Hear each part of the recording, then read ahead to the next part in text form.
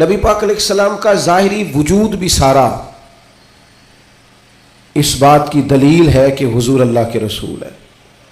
حضرت عبداللہ ابن رواحہ رضی اللہ تعالیٰ عنہ اس مضمون کو اس طرح بیان فرماتے ہیں، آپ ارشاد فرماتے ہیں کہ حضور کوئی معجزہ بنا نہ دکھاتے، نہ ڈوبے ہوئے سورج کو اثر پر بلاتے، نہ چاند کے 2 ٹکڑے کرتے، نہ درخت سجدہ کرتے، نہ پتھر کلمہ پڑھتے، کوئی معجزہ بھی سرکار نہ دکھاتے تو فرماتے ہیں حضور کا چہرہ مبارک ہی ایسا تھا، لوگوں نے دیکھتے جانا تھا اور کلمہ پڑھتے جانا تھا۔ اللہ تعالیٰ نے حضور کے وجود نور کو اس طرح کا بنایا۔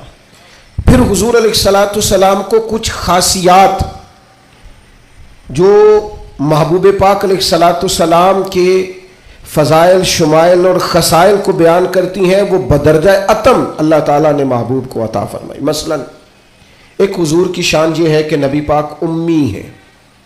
امی کا معنی یہ ہے کہ حضور نے دنیا میں کسی استاد سے آ کے پڑھا نہیں۔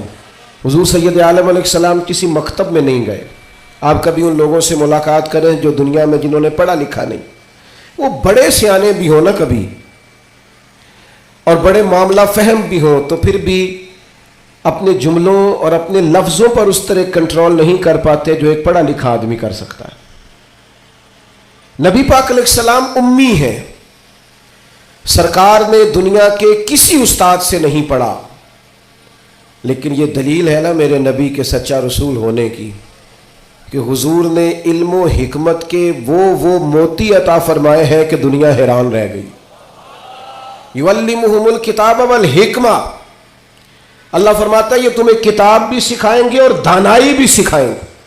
جو فلسفیوں سے کھل نہ سکا اور نکتہ وروں سے حل نہ ہوا، وہ راز ایک طیبہ والے نے بتلا دیا چند اشاروں میں۔ حضور علیہ السلام دانائی، حکمت، تدبر، فہم و فراست۔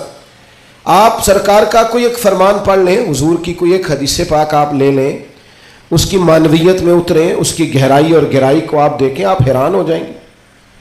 صدیوں کے ادیب، شاعر، حکماء وہ اپنا سارا کلام لا کے وہاں قربان کر دیں تو گرد راہ تک نہیں پہنچ سکتے۔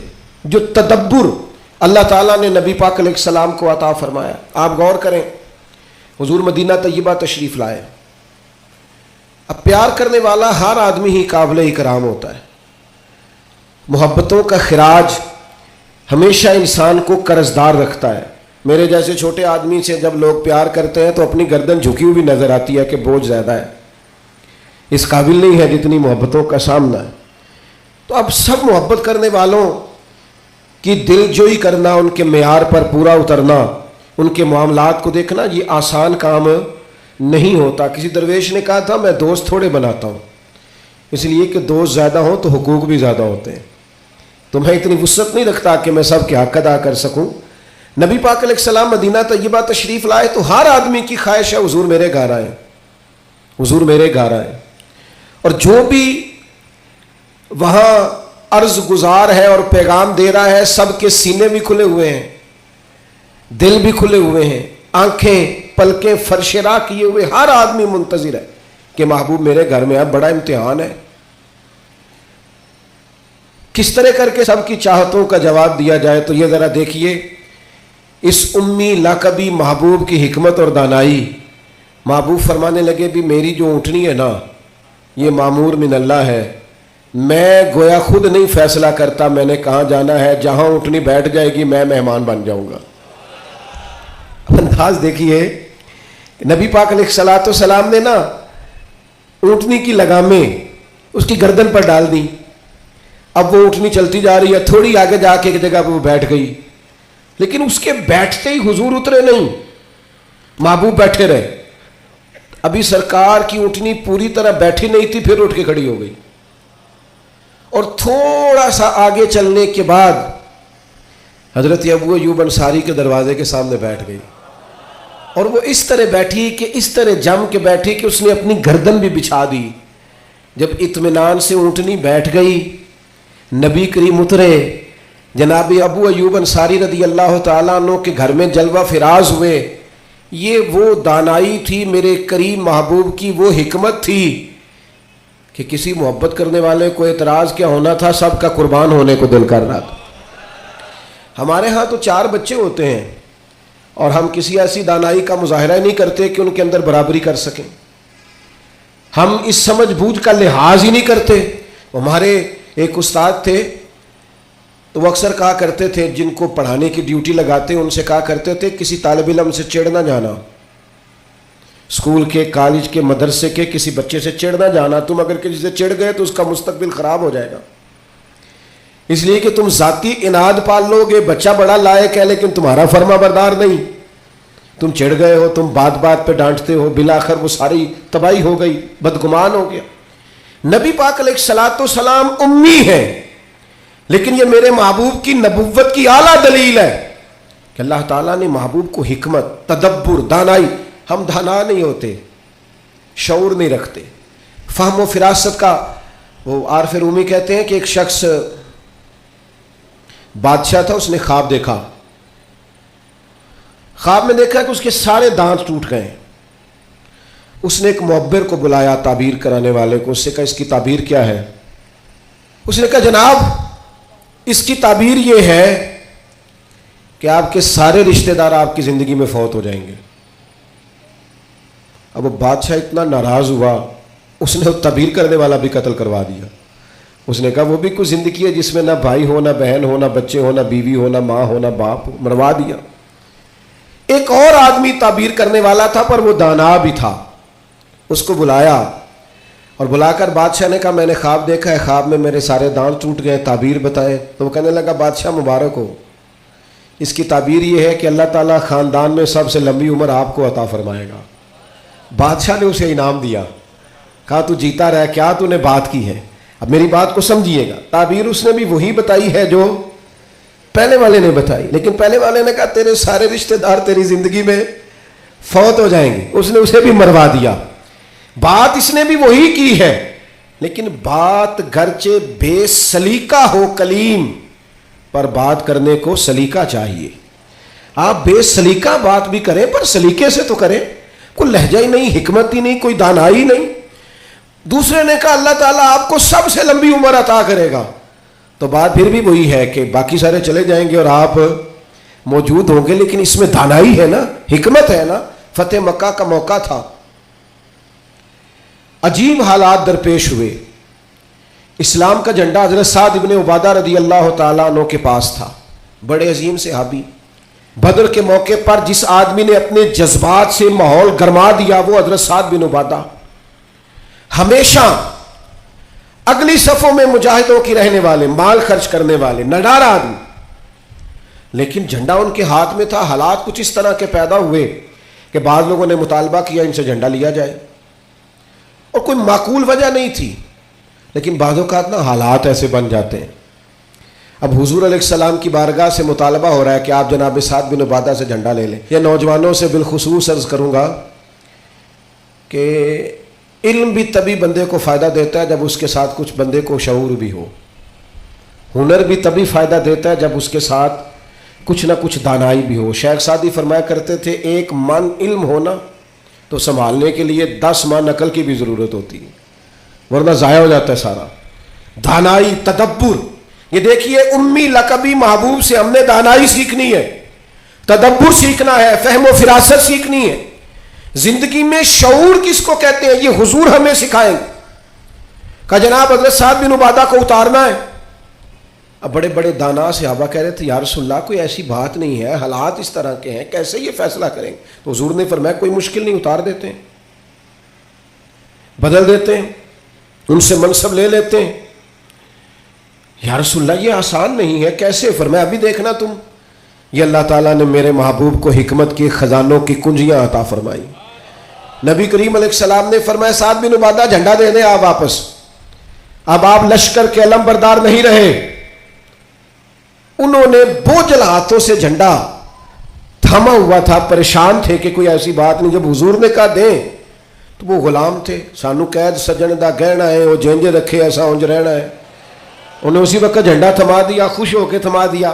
لیکن یہ میرے محبوب کی حکمت ہے، محبوب نے جناب سعد بن عبادہ سے جھنڈا لیا اور قریب ان کے جوان بیٹے کھڑے تھے، محبوب نے جھنڈا انہیں دے دیا۔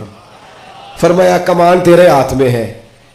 باپ کا قد اس وقت 10 فٹ زمین سے اونچا ہو جاتا ہے جب اس کا بیٹا اس کی جگہ پہ بیٹھ جاتا ہے. وہ کہتا ہے میری فکر گئی, میں اب بے فکر ہوں. جب انہی کے بیٹے کو وہ منصب ملا تب حضرت سعد بن عبادہ کے چہرے کی کیفیت یہ تھی کہ وہ گویا اپنی آنکھوں اور اپنے چہرے سے بتا رہے تھے میں تو خود جھنڈا پکڑ کے اتنا راضی نہیں تھا جتنا اپنے بیٹے کے ہاتھ میں دیکھ کے راضی ہوں. یہ آپ تدبر سیکھیں. میں اپنے نوجوانوں کو دیکھتا ہوں جذباتی مزاج, بھاگتے دوڑتے, بے چین, پریشان, الجھے ہوئے. ابھی میں ملک سے باہر تھا, میرے ساتھ اکثر ایسے ہوتا ہے. بیرون ملک جو لوگ ہوتے ہیں نا وہ زیادہ پریشان ہوتے ہیں پاکستان کے حالات کو لے کر, وہ زیادہ خبریں دیکھتے ہیں. تو ایک صاحب مجھ سے کہنے لگے پاکستان کے حالات, میں نے کہا بالکل ٹھیک ہے, یہ اتار چڑھاؤ ہے, زندگی کے ساتھ چلتا ہے. بے چینی نہیں, بے قراری نہیں, الجھاؤ نہیں, ہر وقت کا اضطراب نہیں. دانائی, تدبر, حکمت, معاملہ فہمی, یہ ہمیں ہمارے رسول پاک نے عطا فرمائی. آپ اپنی زندگی کو سلیقے سے گزاریں, قیمتی بنائیں. آپ اپنے وجود سے بڑا کام لے سکتے ہیں, لیکن کیا ہے, دانائی نہیں ہے. جذباتی مزاج اور جذباتی پن ہماری طبیعتوں کا حصہ ہے. جذباتی فیصلے, جذباتی باتیں. ہمارے دیہاتوں میں چودھری فیصلہ کس کے حق میں کرتے ہیں, جو پہلے آ جائے, وہ سچا ہے یا جھوٹا ہے, پہلے گیا ہے, بس انہیں مینوں پہلے آخیا تسی تے آئے ہی نہیں, اسی بات میں فیصلہ دے دیا. دانائی, تدبر, یہ رسول اللہ صلی اللہ علیہ وسلم نے ہمیں سکھایا. امی لقبی ہے حضور. اور دوسری بات, انسان کے پاس جو سب سے قیمتی چیز ہوتی ہے نا وہ اس کا کردار ہوتا ہے. آپ نے زندگی میں نقوش کیا چھوڑے, آپ جہاں رکے, جہاں بیٹھے, یہ ایسا تو نہیں زندگی میں کہ یہ 10 دوست پرانے, یہ 10 دوست آج کل کے ہیں اور ان کے درمیان بھی غیبتیں جاری ہیں, بس کام ختم ہونے کے قریب ہے, اور پھر اس کے بعد اور کوئی 4 دوست ہم تلاش کریں گے. اچھے نقوش نہیں چھوڑتے.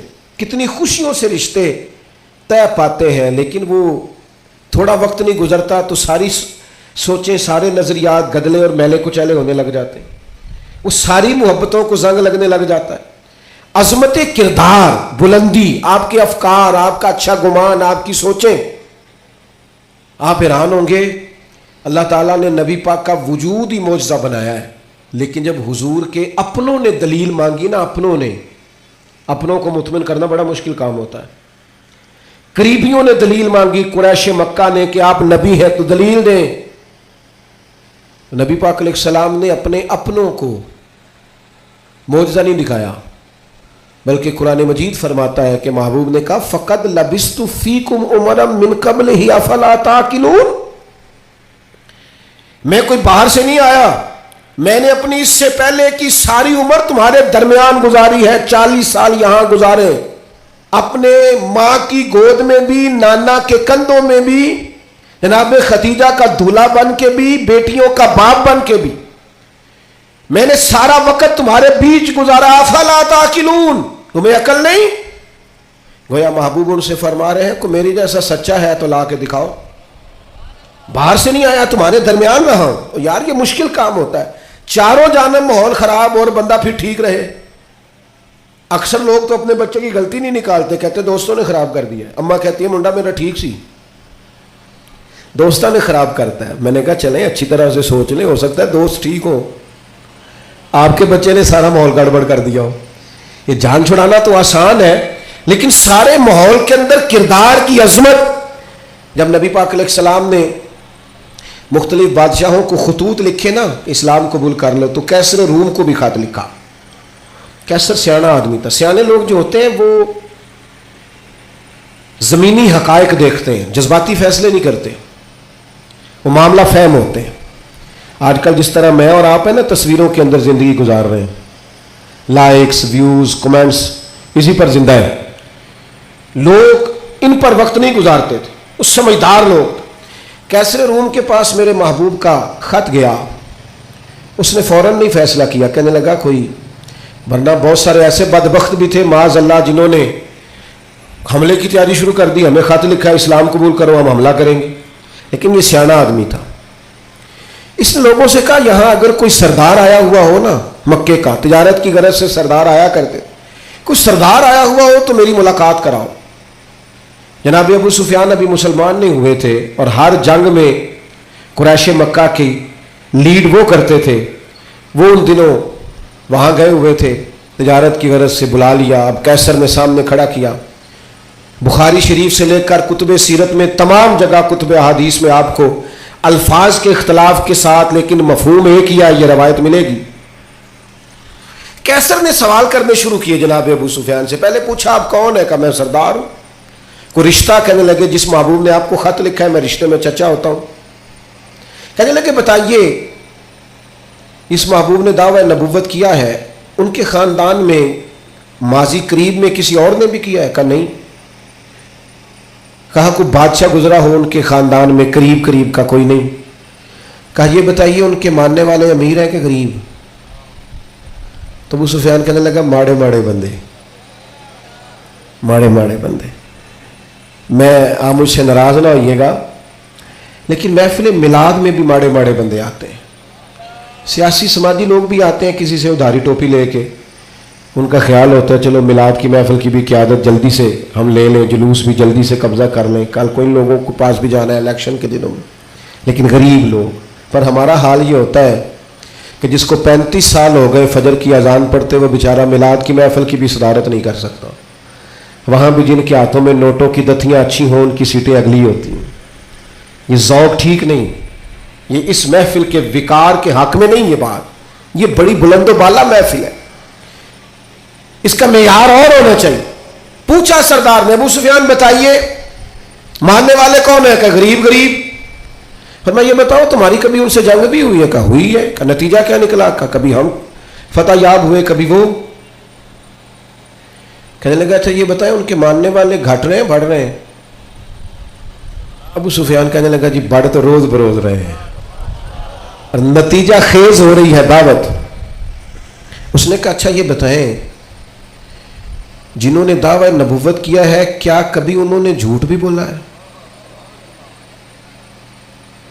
अबू सुफियान कहते हैं कि मैं एक मिनट के लिए सोच में मुखालिफ था ना, मुखालिफ राय दे रहा था, लेकिन मेरे दिल के अंदर से आवाज़ आई माज़अल्लाह मैं उन्हें जादूगर कहूँ, शायर कहूँ, शायर कहूँ तो शायद कोई शख्स मेरी बात पर तवज्जो दे, पर नबी पाक ने झूठ बोला ये तो मानेगा ही कोई नहीं। कहते मैंने कहा बात बिल्कुल सच्ची करनी है। वो मेरे सामने पैदा हुए, सामने जवान हुए, सामने उनके बाल सफ़ेद हुए, पर उस महबूब की ज़ुबान से जो भी निकलता है हक़ और सच ही निकलता है।